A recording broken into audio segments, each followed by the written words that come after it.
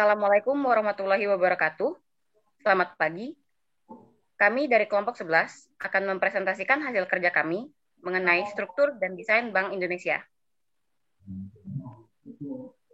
Berikut anggota kelompok kami.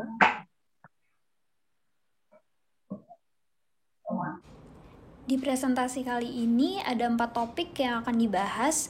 Yang pertama, definisi yang akan membahas tentang Bank Indonesia menurut definisi organisasi oleh para ahli. Yang kedua ada struktur Bank Indonesia yang akan membahas pola tentang hubungan antara berbagai komponen dan bagian organisasi. Yang ketiga, desain organisasi Bank Indonesia yang menjelaskan proses perkembangan hubungan dan penciptaan struktur untuk mencapai tujuan organisasi. Yang keempat dan terakhir, klasifikasi Bank Indonesia, yaitu berdasarkan proses pembentukan kaitan dengan pemerintah, skala, tujuan, dan bagian organisasi. Definisi. Bank Indonesia merupakan sebuah lembaga terstruktur di mana antar tiap individu memiliki tujuan bersama dan tanggung jawabnya masing-masing serta terikat secara formal. Oleh karena itu, Bank Indonesia dapat dikatakan sebagai organisasi menurut definisi organisasi oleh Max Weber yang menyatakan bahwa organisasi merupakan suatu kerangka hubungan yang sudah terstruktur yang mana di organisasi tersebut memiliki tanggung jawab serta kewenangan dan pembagian kerja bertujuan dalam mengeksekusi fungsi tertentu. Oke, selanjutnya tentang struktur Bank Indonesia.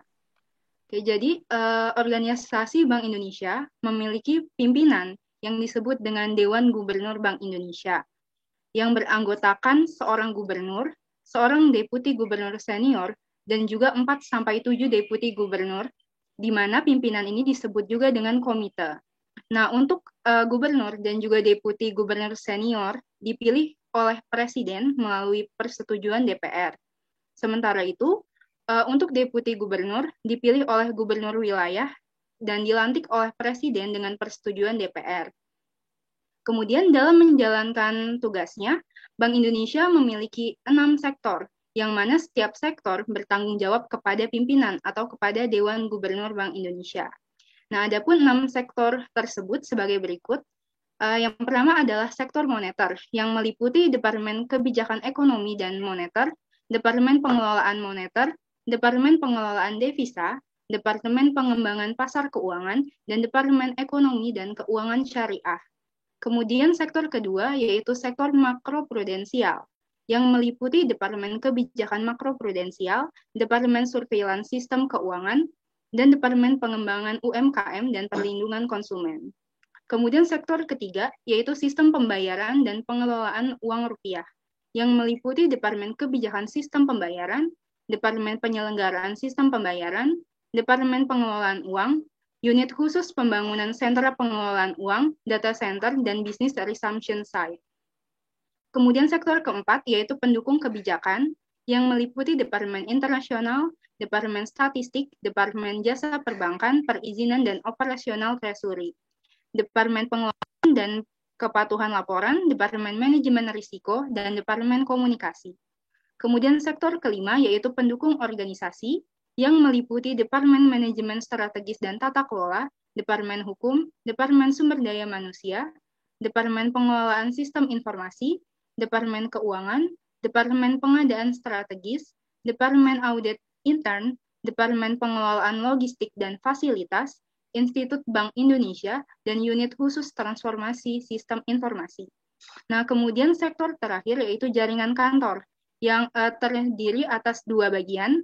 Nah, yang pertama adalah dalam negeri, yang meliputi Departemen Regional, yang berkedudukan di kantor pusat, kantor koordinator dan kantor perwakilan BI Provinsi sebanyak 5, kantor perwakilan BI Provinsi sebanyak 29, dan kantor perwakilan BI Kota Kabupaten sebanyak 12. Kemudian untuk luar negeri, meliputi kantor perwakilan BI New York, kantor perwakilan BI London, kantor perwakilan BI Tokyo, kantor perwakilan BI Singapura, dan kantor perwakilan BI Beijing. Selanjutnya, Dari struktur organisasi Bank Indonesia yang sudah dijelaskan, ada 6 hal yang mendasari penyusunan struktur dari Bank Indonesia tersebut. Yang pertama, ada spesialisasi kerja, di mana tugas organisasi dibagi ke dalam pekerjaan terpisah yang setiap tahapnya diselesaikan oleh individu yang berbeda.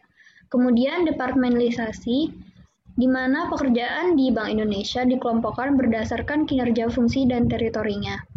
Yang ketiga, rantai komando, di mana Bank Indonesia memiliki garis otoritas yang datar, melebar ke samping kanan dan kiri, dan pendek dari tingkat teratas hingga terbawah.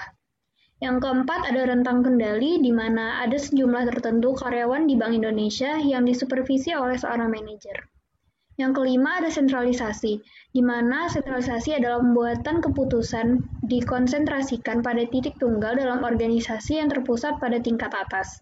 Yang keenam, ada formalisasi, di mana Bank Indonesia termasuk organisasi dengan formalisasi tinggi karena para karyawannya dibatasi oleh aturan dan prosedur tertentu. Selanjutnya adalah desain Bank Indonesia. Bank Indonesia menggunakan desain tradisional dengan struktur fungsional. Apa yang dimaksud dengan struktur fungsional?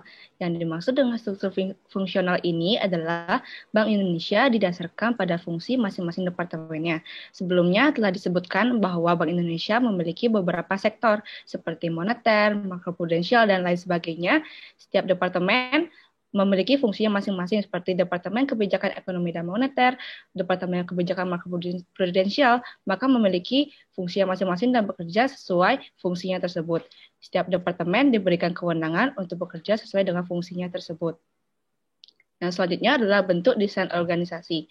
Bank Indonesia menggunakan bentuk desain organisasi mekanistik yang menekankan pada pentingnya mencapai produksi dan tingkat efisiensi yang tinggi.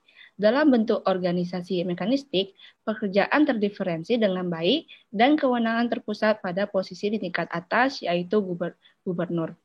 Tingkat formalisasi dan sentralisasi yang tinggi mengakibatkan adanya pembagian wewenang, sehingga komunikasi yang terjadi pada Bank Indonesia bersifat vertikal dan tertulis.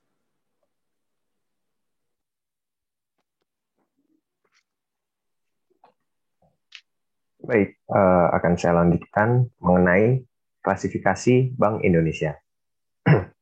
Klasifikasi berdasarkan kategori tertentu di sini ada 5. Yang pertama, berdasarkan proses pembentukannya, Bank Indonesia merupakan organisasi formal yang dibentuk berdasarkan Undang-Undang Nomor 11 Tahun 1953 tentang penetapan Undang-Undang Pokok Bank Indonesia. Yang kedua, berdasarkan tujuannya, Bank Indonesia merupakan organisasi masyarakat yang dibentuk dengan tujuan tunggal untuk memelihara kestabilan nilai mata uang rupiah. Ketiga, berdasarkan bagannya, Bank Indonesia memiliki bagan berbentuk segitiga vertikal. Nah, bagan vertikal di sini berarti bahwa struktur organisasi Bank Indonesia memiliki manajemen puncak, yaitu gubernur. Kemudian di bawahnya terdapat deputi gubernur senior, deputi gubernur, dan jabatan-jabatan lain di bawahnya. Hal ini menunjukkan bahwa semakin ke atas, jabatan di dalam struktur organisasi di dalam Bank Indonesia semakin tinggi. Yang keempat, berdasarkan skala organisasinya, Bank Indonesia termasuk dalam organisasi berskala nasional. Atau secara umum, Bank Indonesia memiliki skala besar. Dan yang kelima, berdasarkan kaitannya dengan pemerintah, Bank Indonesia memiliki kedudukan sebagai lembaga negara independen di Indonesia, serta sebagai badan hukum yang berwenang menetapkan peraturan-peraturan hukum di Indonesia. Bank Indonesia memiliki kewenangan untuk mengatur dan mengawasi perbankan, serta memiliki hak untuk mengedarkan uang di Indonesia.